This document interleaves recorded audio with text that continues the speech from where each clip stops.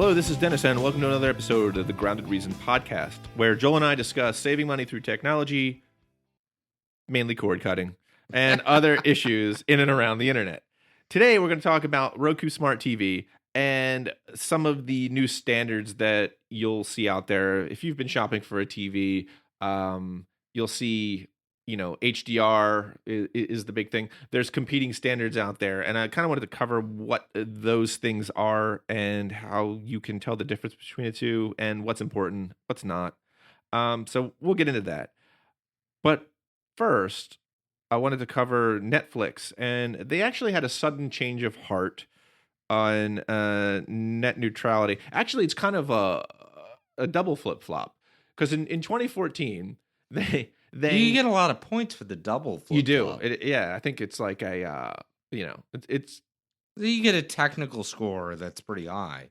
That's a hard thing to land. Yeah, because if you're judging the double flip-flop, you're gonna give more credence to that than if they were just gonna attempt a simple flip-flop. Right. Anyone could do that. Right. So Netflix in 2014, they were pretty much, them and Google were pretty much they were carrying the water for the net neutrality fight. Right. And again, like, they're the use case pretty much everyone points to for throttling, right? Like, well, they were being throttled, like severely, allegedly, because they settled out. We can't really say the specifics, because I think they settled out with it was between them and Comcast. And if you look at the data of Netflix streaming bandwidth, it's like kind of in the dumps. And then they cut a deal with Comcast to use some of their back end, and immediately everything is just weird coincidence. Fine.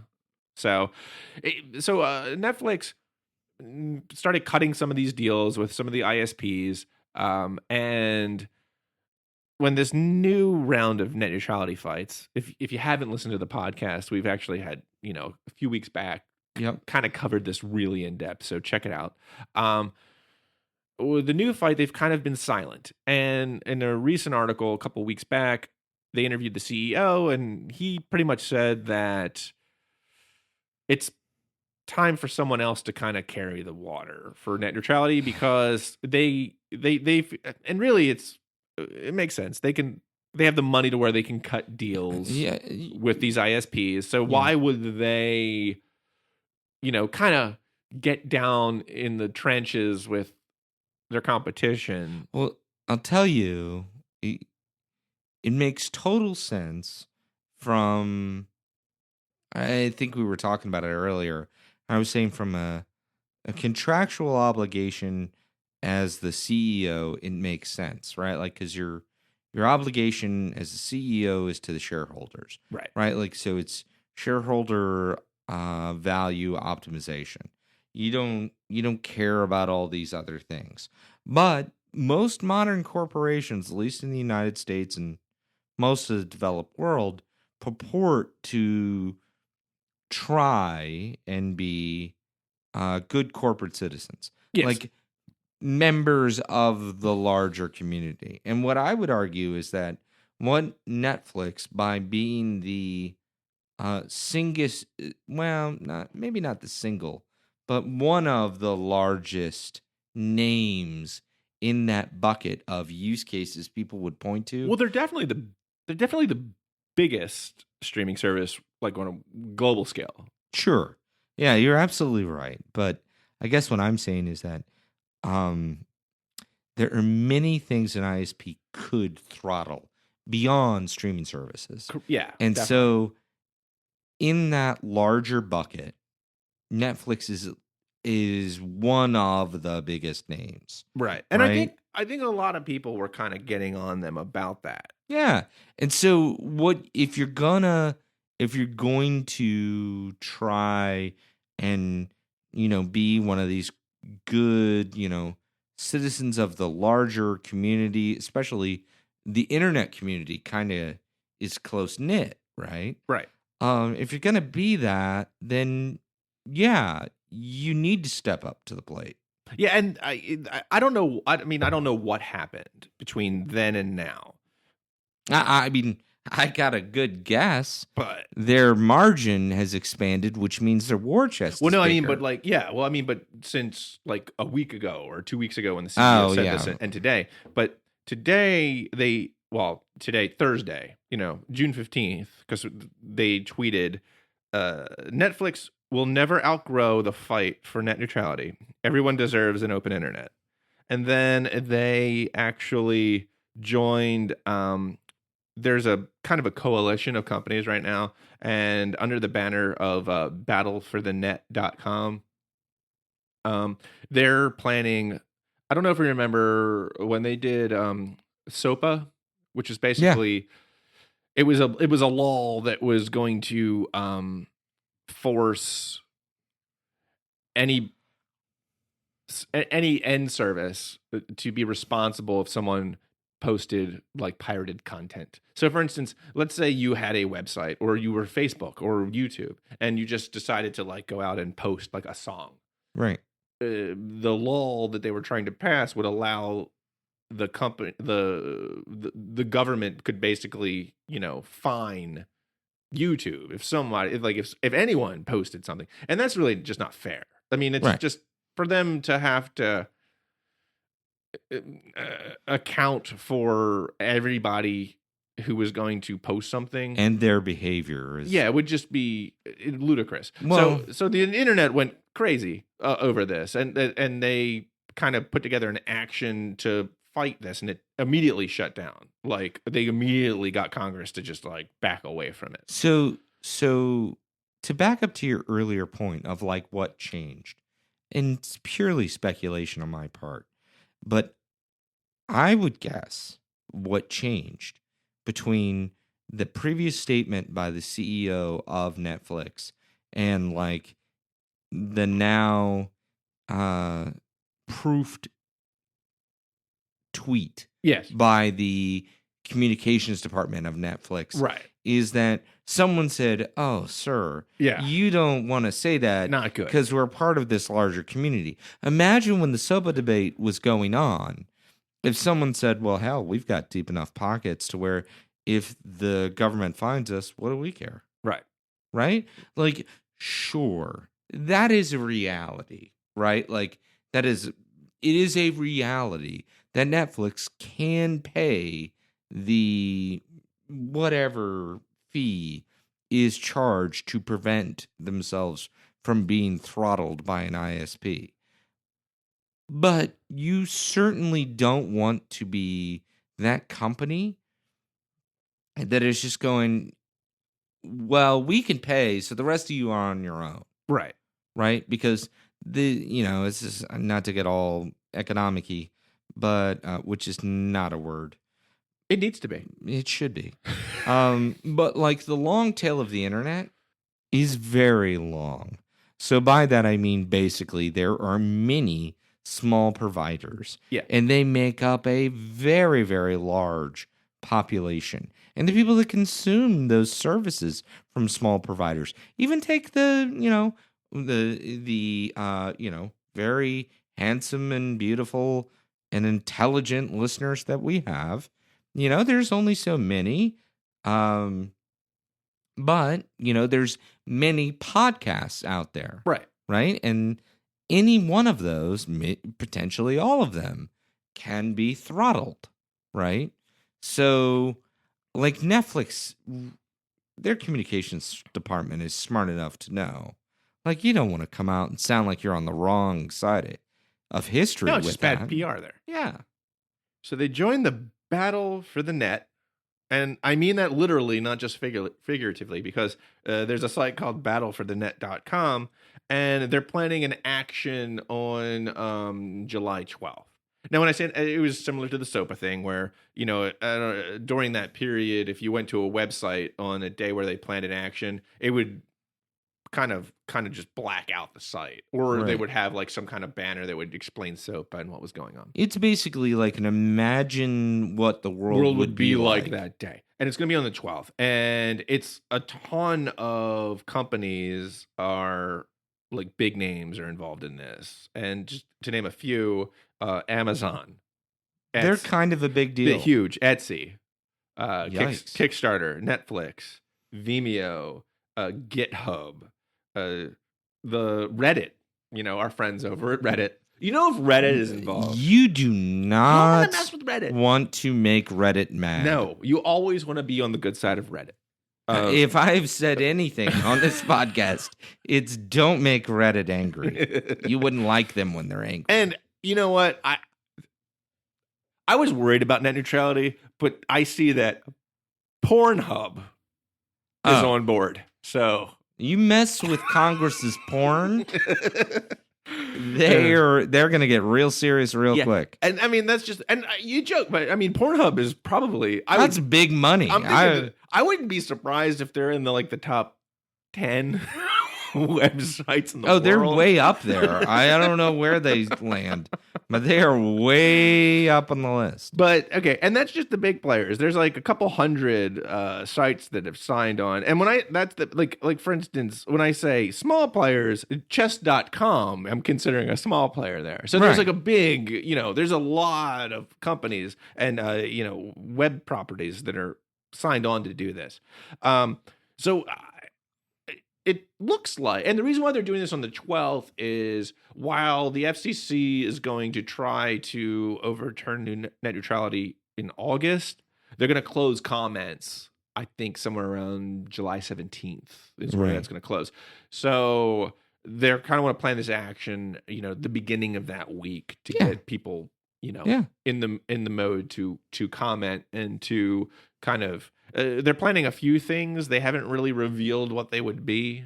Grounded Reason signed on, so we're one of the many sites supporting this. Larger ones. One of the larger ones. Depends on how you, it's all relative. Yeah. But so we'll be there, we'll be involved. Hoping that we can kind of, keep the internet free and open for everyone. Yeah. Beautiful thing. It really is. Okay, so as promised, we only spent a handful of 12 minutes there on net neutrality. Not even. Usually when net neutrality comes up, Joel and I are going to riff for, a good 30 minutes. Yep. Not happening today.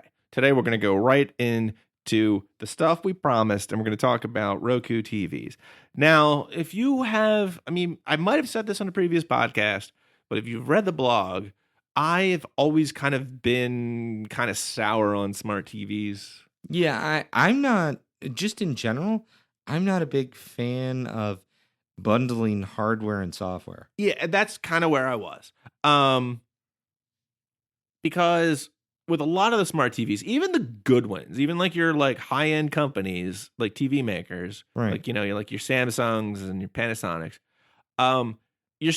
there's a limited amount of services that they're going to support on that platform. Right. And that's kind of always why I was if you're going to cut the cord, just get a TV, smart TV, fine, but just make sure you get a streaming device, with it. I'm coming around on that because Roku TVs are actually, when they first came out, they were kind of cheap. I don't know. It's just they just didn't have the picture quality and they just weren't up to snuff with some of the other TVs in the market. Right. I think that's changing because there's a company, TCL, who's actually making some really affordable, high quality televisions. Now, before I get into that, I want to say people have been hit with a lot of kind of standards updates as of late. For a while, it was pretty much the big decision was, do you want a 720p TV or 1080p TV? And that refers to the pixels on the screen. Yeah. And then 4K came out. And then everyone's like, well, should I get a 4K TV? Who has the 4K content? And 4K again is pixels on the screen. And we had an episode that addressed that pretty specifically. Well, yeah, the Roku episode, we kind of, talked about this, but I wanted to kind of bring it up kind of again, like a refresher, also because what I'm going to talk about, which was really HDR or high dynamic range, is and there's a lot of data to back this up. If you're looking at a television, you would much rather have high contrast. by that I mean like a large range of light and dark, along with more color than a higher resolution TV. And by that I'm saying like it's better to have a 1080p television that provides more true to life color Mm-hmm. than a 4K TV that doesn't. I mean, and the really important part about that is it's true to life. Like really when you're watching TV, I mean, I pick up on this. I don't know if everyone does, but like a street sign or a stop sign, it's not the same kind of red. Right. Like if you're watching television, of course. or like a good example, eggplants is another good example. Like if you're watching a cooking show, purple's actually very hard. Right. The color of an eggplant in real life will never show up on, your standard. Yeah, they television. normally look a little faded and gray. Exactly. HDR has increased the color spectrum that a TV can show, because it's not the amount of pixels, it's basically the depth of the pixel. It's like typically on a standard pixel without HDR, you can show 256 reds, 256 greens, and 256 blues. So you multiply that out, and that's the number of colors you can show, and that's a ton of colors. Something like 16 million. Roughly. But our eyes were evolved specifically for being able to distinguish colors. Yeah, because people are like, "Oh, how many colors do you need?" It's like, well, as Joel said, the eyes are very good. I don't want to get into the whole like biology piece of it. Yeah, but part of it is like, if you need to be able to distinguish between toxic and non-toxic fruit as like an evolving animal. Right. Color's kind of a big deal. Very important. So your standard TV, has like 16 and some odd million colors before this HDR came in. HDR comes in and you're talking a billion colors, because it basically changes it to a 10-bit color depth. So instead of 256, your entry level is something like, 1024. So you say, 1,000 reds, 1,000 blues, and 1,000 greens. And then you add in a bunch of contrast, and then you're actually showing like, the real color of an eggplant and the real color of a stop sign or a street sign on TV. And that's much more important than having you want better pixels, not a lot of pixels. I mean, it's good to have both, which is what the TV that I'm going in, that I'm like, actually just talked to Allison, my wife. I'm buying this TV like tonight because I was just really impressed with it. I mean, and for me to do that, I mean, it's kind of counter to what I've always had in the past, because I was a big proponent of, let's just buy the device that is built to do the thing that I want it to do, and not kind of combine things like a specialist approach to stuff. Exactly, because I was never really happy with any smart TV that I've ever viewed, but then I saw these new Roku TVs, and it's got all the Roku functionality of your modern Roku operating system, along with HDR, and it's 4K. So, and usually that's pretty pricey, but this TV is coming in around $500. And who's the manufacturer of this? TCL. Huh. Yeah. And I'll get into all the specs later. I wanted to kind of give people a little bit of background, because while I'm recommending, while I might get that one, I just want people to like know kind of what to look for. Because when it comes to HDR, there's actually some competing standards out there. The first one that came out is HDR 10. And the 10 is basically the 10-bit color thing I was referencing, where you get like 1,000 colors. HDR 10 is open source.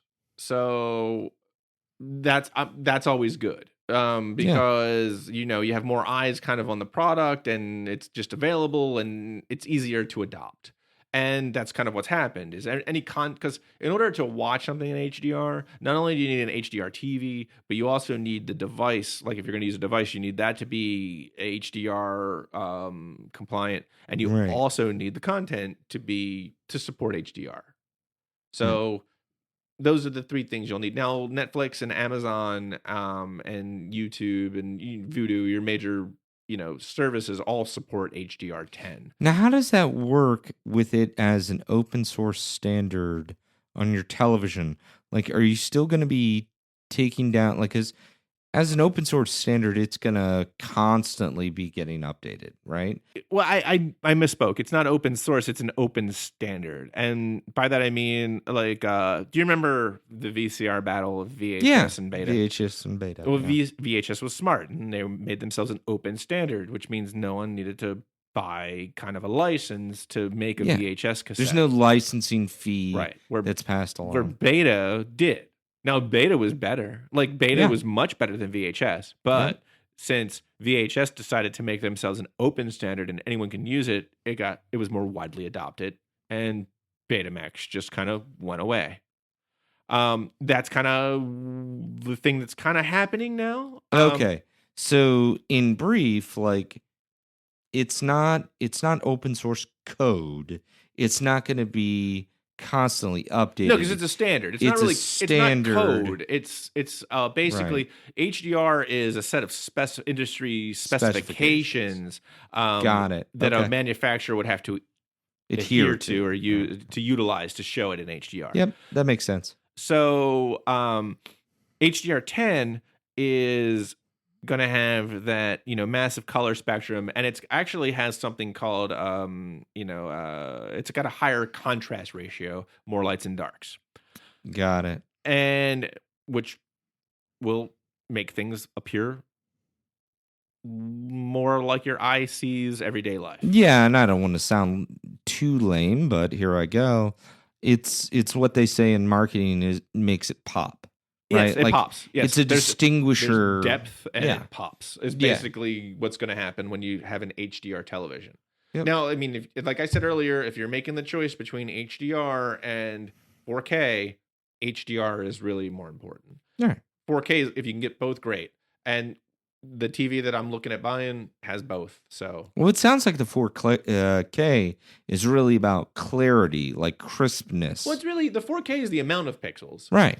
And the HDR is the quality of the pixel. Right. So, and that's really the distinction. Because, and the reason why I really want to bring this up is a lot of people have asked, they've kind of conflated it. It's like, well, we just got 4K now, this HDR thing, like it's almost a replacement. Like, it's not a replacement. It's it's a different thing altogether. It's actually complementary to, a 4K TV.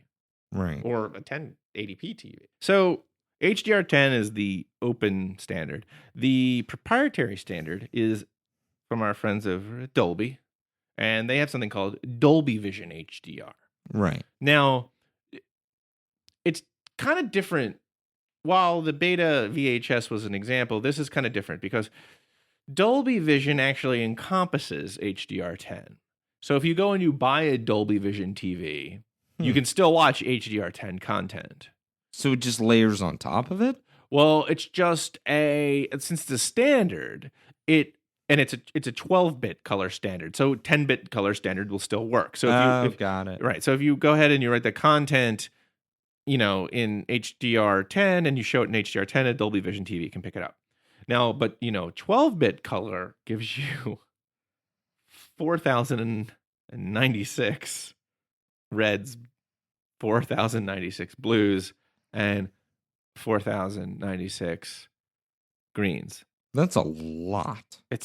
You're talking 68 billion colors with a B. Man, that's a lot. It's tons, and it's got a even higher contrast ratio. The industry term I think is nits, and I'm not a color contrast person, so I can't tell you what nit stands for, but it's double it's double the nits. It almost sounds like an insult. It does. I don't know that I'm comfortable with you calling me that. I'm sorry. But it's 10,000 nits of light and dark contrast ratio compared to HDR10. A lot of people have kind of said that it's overkill. this Dolby standard. It's just too much color. Um, but and a lot of I kind of feel that way too because a lot of content providers are just sticking with HDR10 because it's kind of the open standard. That said, there is some Dolby Vision HDR out there. So on Netflix, on YouTube, it's available. And pretty much anything that shows, any movie that shows in Dolby Vision will also have HDR10 available. So there's really not that much to worry about in picking. If the prices are kind of within a reasonable range of one another, I would get the Dolby Vision because if stuff does go to this 12-bit color then you're covered. Format, you're covered. Personally, I'll probably just get an HDR10 because I found one for $500. It's pretty darn good. Yeah. So then that's kind of where I am with it. And who knows, the way that standards and TV tech is kind of advancing right now, I really don't even know if future-proofing yourself is really that big of an advantage. It's not that much of an advantage right now. Well, and I mean, you got to think about how likely you are to replace your television in the next 3 to 5 years. Yeah. Right. So say you bought one and you spend $500, $1,000, right? And you go, I'm going to use that for 3 years and stretch it out. I know the technology will have changed and probably the standards war will have settled out by then. Right. Right? So, I don't know. I would just say pick one and you're probably not in too much danger as long as you're ready to replace it in less than a handful of years. Yeah. I mean, and these days, I mean, how long are you keeping TVs? I mean, they're not as expensive as they used to be. Well, and so that's kind of my point. Take the old console TVs. I remember the one my parents had when I was a kid. Mm-hmm. This thing weighed, I don't know, 900 pounds. I mean, it was the ones that came in the wooden box. It indented our plush carpet, right? Okay, because it was the 80s, and all carpet was shag, and it mushed it down, and it was the console outside was made of solid oak. Yeah. And this thing, everything had to be furniture. It was legitimately a piece of furniture. And the problem with the old tube TVs, and this is really the only knock on that I have as a technology set, is the damn things would never break. That's you pretty much had to drop them on their face. Well, yeah, because it was a screen and a tube. I mean, it's really... And it weighed 800 pounds, so you couldn't pick it up to drop it. Right. Right? So... Yeah, you would keep a TV for 20 years. Guaranteed. All right, so good listeners. I do a little bit of scrapping on the side. He fights. Yeah, He's no. Like you do. Yeah. I do the old style pugilist. You're like a pikey. I have a curly. I have a Brad curly Pitt mustache. in Snatch. Yeah, no. Dags. I gather scrap metal and take it to the scrap yard. I see. Totally Sanford different. Son. Exactly. Okay. That's what my yard looks like. And so I'll take copper out of old technology and take it down to the scrapyard because I'm super cool and fun at parties. And we should have went with the fighting. Yeah, we should have. I sounded much cooler then. But guaranteed, you go on Craigslist right now, you will find 3 console TVs in our little town that someone is putting out on a curb. Those damn things have not broken down. This day and age, you still find them all the time. Yeah, they'll work. Yeah. You have to get a digital converter, but someone has to be I'm tired of this thing. And that's what they'll get do. It out. And it's I'll go. I mean, I had an uncle who had one of those televisions, and when they did the whole analog to digital switchover, he went and just bought a converter. Yeah. And TV worked fine. Yeah, just a tuner. So basically. I guess so. My point with this is that, hey, That's not how we live these days, right? Like, we replace technology much more frequently. And I think a lot of it has to do with how heavy it is, because I remember like the television that weighed like 100 pounds. You didn't want to move that thing, No. So you're like, TVs these days weigh like 10 pounds. Yeah, you can carry them in yourself and hang them on a wall on a hook. It's much easier to say, okay, well, it's time to get a new one. It's fine. And you take the the old one that was in the living room and you move it into the bedroom. That's right. But now everything's like 50 inches. Like, it's really hard to get a TV that will like fit in your bedroom. It's like Fahrenheit 451. Have you ever read that? Go ahead. where in Fahrenheit 451, there are wall televisions where the entire wall is a television, and the main character's wife in the book is really upset, I believe, because they only have 3 walls as televisions, not 4. Oh, so they're not keeping up with the Joneses. They're not keeping up with the Joneses. But anyways, like, yeah, that's where we're going, is gigantic wall televisions. Yeah. That weigh like 10 pounds. All right. So TCL it's a company. They have a Roku Smart LED TV, 2017 model, on Amazon right now, HDR 10, with 4K on sale for $449. Man. And 55 inches. that is huge. I mean, I remember when in 2007, we just moved into a new house and we only had, we needed a TV for the bedroom. And I went out and the cheapest TV I could find was like $400. And that was for just like your bargain basement, like whatever TV.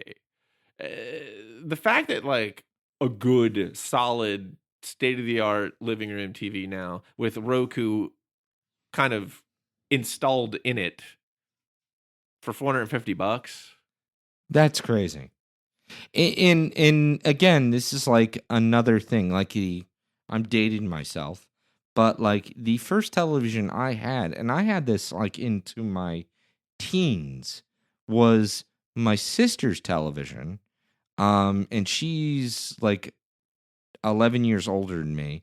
So his television was from the mid 70s, and it was black and white, and you could carry it in one hand. Oh yeah. And it still weighed. For you youngins out there, black and white, that was a thing. That was a thing. They didn't have color in television. There's got to be someone who doesn't know that, right? Yeah. Well, I mean, yeah. Actually, my kid, Penny, the younger one, we were watching I Love Lucy, because Georgie, my older one, digs I Love Lucy. Yeah, great show. Penny came in and she was like, "What's wrong with the television?"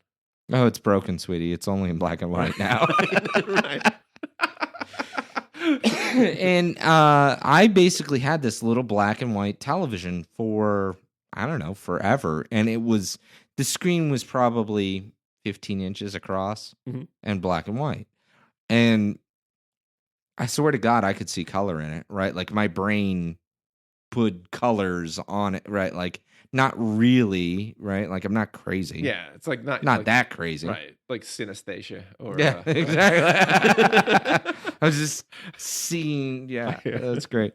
But nowadays, right? Like, you're talking about something that is effectively really getting pretty close to looking at something in real life.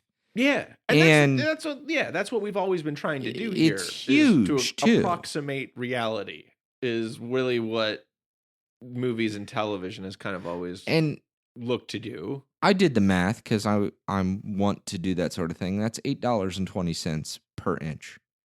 Just so you know, like that's pretty cheap.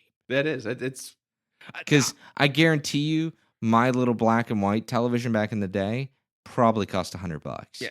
Now to be fair, the reason why I think that this is at that price. Well, I mean, it retailed at $600.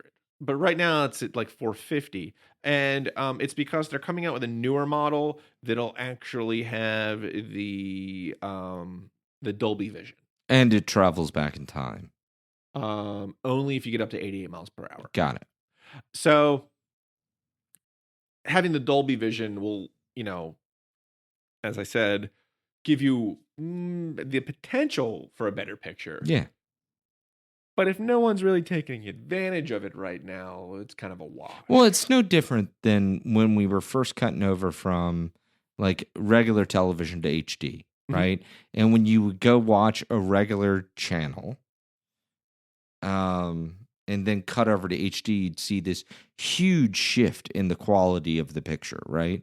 And so if the show you wanted to see didn't have a correlating HD channel, right, at that particular time, that was showing the exact same thing, well, you were out of luck, right? You weren't going to see it in the pretty new manner. Exactly. Now, I do want to say, if you're in the market, like, I'm not saying go out and go, if you have your Roku and you have your TV, fine. I'm really just saying this for people who are in the market to cut the cord or need a new TV, that this may be a great way to go because it's super affordable. You figure a decent Roku is going to cost you about $100 anyway. Right. So you can kind of, if you're cutting the cord, you can kind of take that right off the top. Right.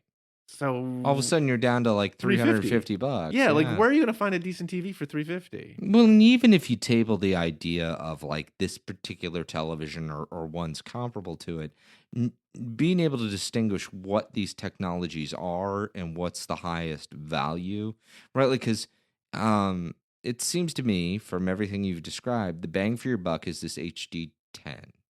Yeah, right? I think, yeah. Because that's the one where the content is most likely to reside. Well, HDR. Yeah. The HDR 10. So, like the Dolby... Dolby Vision. While there is some stuff out there.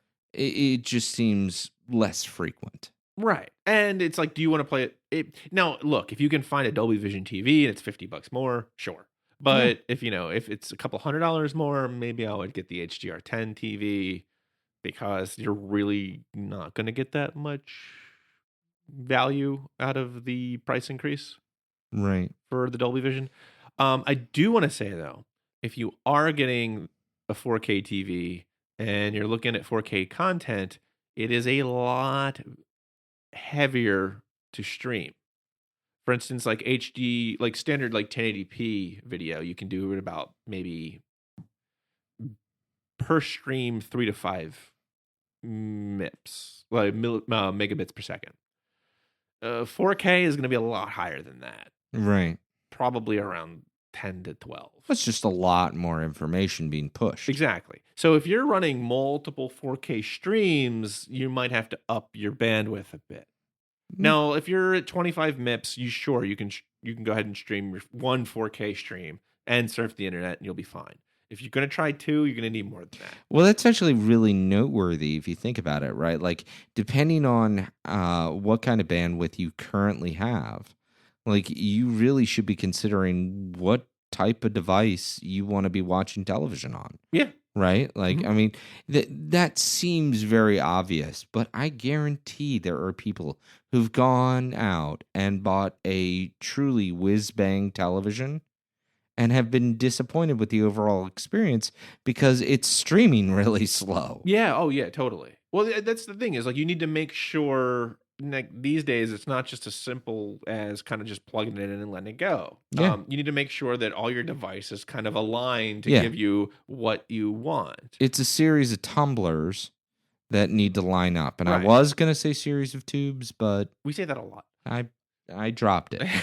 So, but like, for instance, like Blu-ray, you want to make sure your Blu-ray player is going to kind of be supported by your television and vice versa. Right. So, or your Roku, like if you don't get a Roku TV and you get like a standard, smart TV with 4K and HDR, you want to make sure that the device you buy can play that content that the TV supports. Right. This kind of simplifies everything when you, and I'm coming around because like, and people might say, well, what about when Roku does an update? Well, they're updating the operating system. So you'll get a Roku update. Like if they're going to go and release a new operating system, as long as the hardware still supports it, you'll still get that new Roku update. Now, as far as I know, Roku supports, I think, 5 to 6 years. I think it's a 6-year cycle. So okay, so several versions back, you should be good. well, yeah, hardware versions, yeah. So like they'll support Roku devices they released 6 years ago with updates. Yeah, And that's pretty good. yeah. I mean, Especially when you're talking about $450 for a television over 6 years, I think that's a decent value. Yeah, For top of the line stuff. yeah, I would think so. And if no one's picked up on it, based on like, the history of this podcast, the two of us tend to be pretty big fans of Roku in general. It's what we use. Yeah. I mean, I've nothing against Android. I have an Android box and I enjoy it. It's just the reason why we stick with Roku is I have children. Yeah. And same in my house. It's just much easier. It's just for your entry level cord cutter, somebody that just doesn't want to like, and that's what kind of like Grounded Reason is like. While I'm a techie and Joel, gets his hands dirty in tech ish. The podcast and the blog is kind of really about breaking down the wall. Yeah, it's for the everyman of type. And because it tends to be. I was a Unix admin. It tends to be very kind of insular, or like an insular community in tech, and it kind of turns a lot of people off to where they. What's it Saturday Night Live? Oh, the sketch tech guys, where he's like, move. Right, exactly. So the reason why I did the podcast and started the blog is to kind of get rid of that, like, because technology opens up a world of, ways to save money, ways to kind of compete in today's marketplace, ways to improve yourself, and to have kind of these hangups due to people that kind of want to keep it close to the vest. It would just disadvantage everyone. Exactly. And that's kind of what really, that's if I was going to say, like, I really didn't say it well, but that's kind of like the theme that I would want for, Grounded Reason is kind of really where I want that to go. So to bring it back around, that's why I recommend Roku. It's easy to use. It's not scary at all. And it's very flexible. There's tons of apps for it. Yep. So this episode is for all the people out there who I have egg on my face. I'm actually recommending a all-in-one smart TV. I never thought I'd streaming solution. Because people say it all the time. It's like, what about this smart TV? What about that one? And I was never really a fan. I think I'm finally there with this, TCL brand Roku Smart TV. And I'll put the link in the show notes if you guys want to go check it out. Yeah, so we covered HDR, covered, the TV. Covered a little net neutrality news. A little bit of that in there. So I think we're done for today. I think that wraps it up. All right. So thanks for listening, everybody. Let your friends know about us. Tell them to check out Grounded Reason Podcast on iTunes, iPhone podcast app, or wherever you listen to podcasts. If you're enjoying the show, please pick up your iPhone right now, if you've got one, and hit the subscribe button, because that's how iTunes ranks podcasts. And if we rank higher in the podcast, Joel and I will, keep showing up every week and, doing this little show here. And we'll be indebted to you guys forever. And I probably won't cry. Right, exactly. No one wants Joel to cry. Remember to leave us a review in iTunes if you like the show. If you don't like the show, then don't leave a review. We don't want that.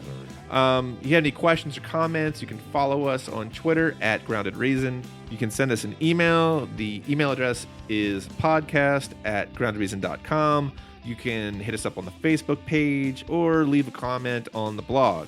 Again, thanks for listening, everyone. This is Dennis Restaro. And this is Joel Reeves. Everyone out there, have a great week. Take care, everyone.